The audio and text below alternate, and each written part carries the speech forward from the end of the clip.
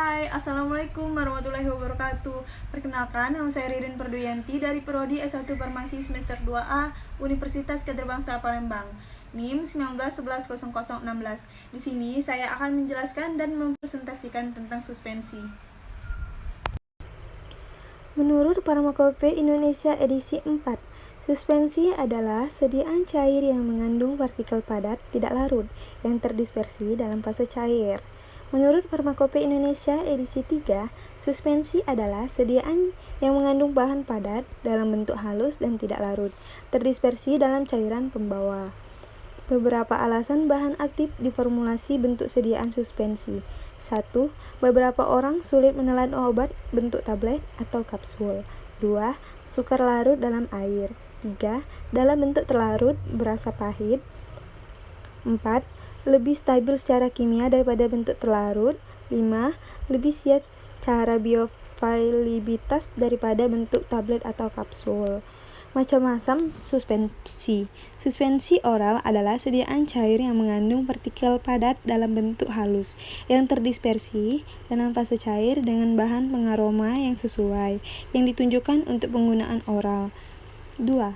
Suspensi topikal adalah sediaan cair yang mengandung partikel padat dalam bentuk halus yang terdispersi dalam cairan pembawa cair yang ditunjukkan untuk penggunaan kulit.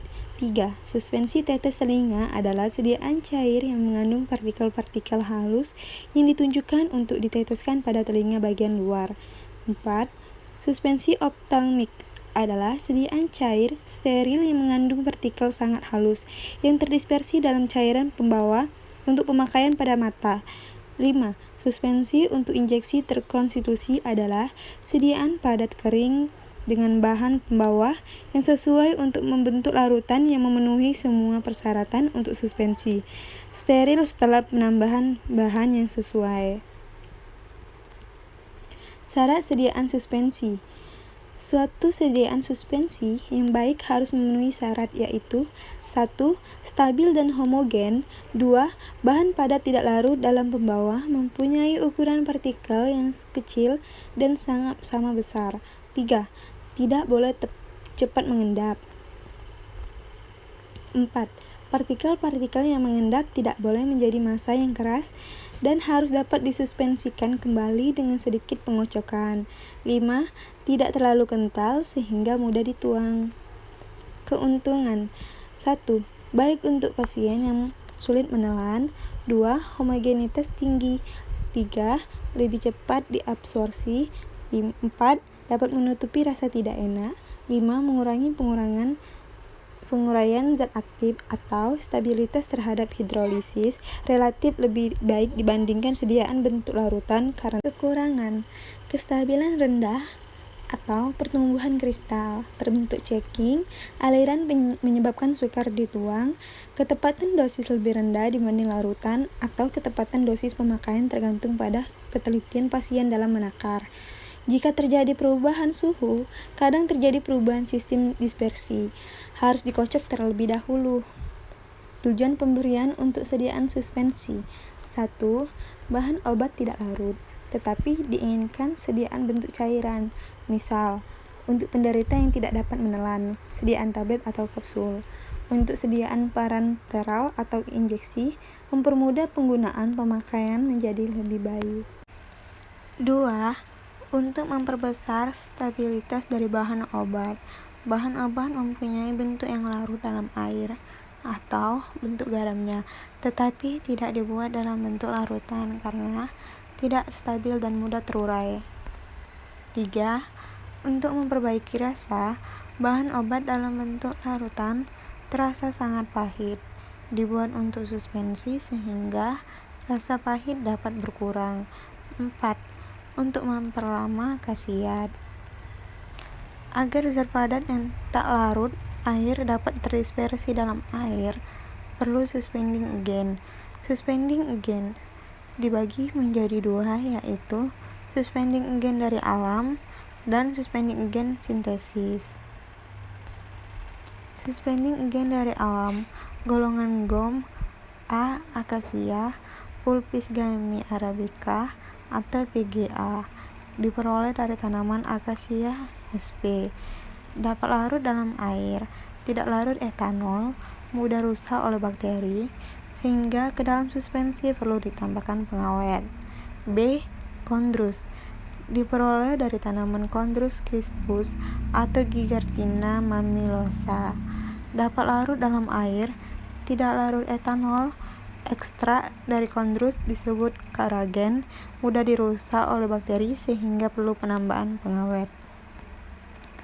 Suspending agent dari alam. C. Tragan diperoleh dari tanaman Astragalus gumifera. Mucilago tragan lebih kental dibanding mucilago dari gum Arab. Mucilago tragan hanya baik sebagai spending agent, tetapi bukan sebagai emulgator. D. Algin diperoleh dari beberapa spesies panggang laut. Di perdagangan terdapat dalam bentuk garamnya, yaitu natrium alginat. Mudah dirusak oleh bakteri sehingga perlu ditambahkan pengawet. Konsentrasi yang biasa digunakan 1-2%.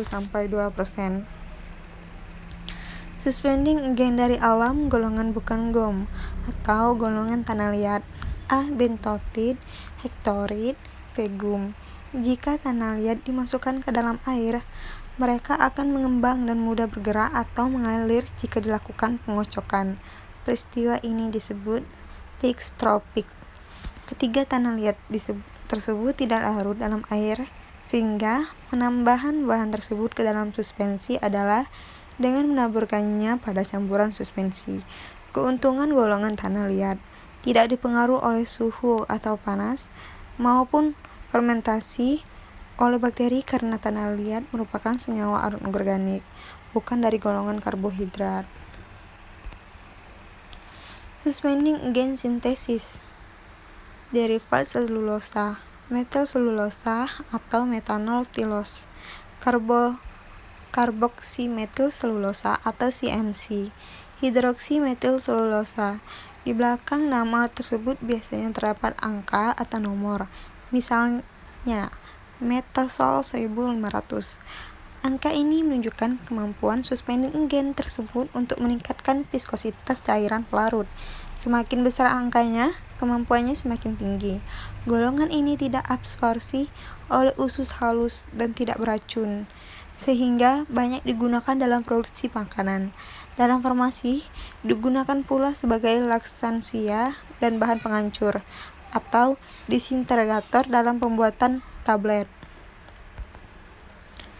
Stabilitas suspensi. Faktor-faktor yang mempengaruhi stabilitas suspensi. 1. Ukuran partikel. Makin kecil ukuran partikel, makin besar luas penampangnya. Daya tekan ke atas makin besar, memperlambat gerakan partikel untuk mengendap. Makin besar ukuran partikel, makin luas penampangnya. Daya tekan ke atas makin kecil, mempercepat gerakan partikel untuk mengendap. Jadi, untuk memperlambat laju pengendapan, dapat dilakukan dengan memperkecil ukuran partikel dengan menggunakan mixer, homogenizer, koloid, mil. Kekentalan atau viskositas. Dengan menambah kekentalan atau viskositas cairan, gerakan turun partikel yang dikandunginya akan diperlambat atau laju pengendapan diperlambat sehingga suspensi tetap stabil. Tapi kekentalan suspensi tidak boleh terlalu tinggi agar sediaan mudah dikocok dan dituang. 3. Jumlah partikel atau konsentrasi. Jika di dalam suatu ruangan terdapat partikel dalam jumlah besar, maka partikel akan sulit melakukan gerakan bebas karena sering terjadi benturan antara partikel tersebut. Benturan ini akan mengakibatkan terbentuknya endapan zat tersebut. Oleh karena itu, semakin besar konsentrasi partikel, makin besar kemungkinan terjadi endapan partikel dalam waktu cepat. 4. Sifat atau muatan partikel tersuspensi. Suspensi adalah suatu sistem yang secara antarmuka tidak stabil. Hal ini disebabkan besarnya luas permukaan partikel akibat ukuran partikel kecil, menyebabkan meningkatnya energi bebas permukaan atau kondisi tidak stabil. Untuk menjadi lebih stabil, partikel akan memilih untuk berkelompok sehingga memperkecil luas permukaan dan memperkecil pula energi bebas permukaan. Maka dapat ditambahkan surfaktor untuk memperkecil tegangan permukaan dan menurunkan energi bebas. Hal yang harus diperhatikan dalam suspensi adalah 1. Kecepatan sedimentasi, 2. Reologi, 3. Pembasahan serbuk, 4. Flotasi atau terapung, 5. Pertumbuhan kristal, 6. Pengaruh gula. Baiklah, itu saja yang dapat saya sampaikan dan saya presentasikan tentang suspensi. Saya akhiri, wassalamualaikum warahmatullahi wabarakatuh.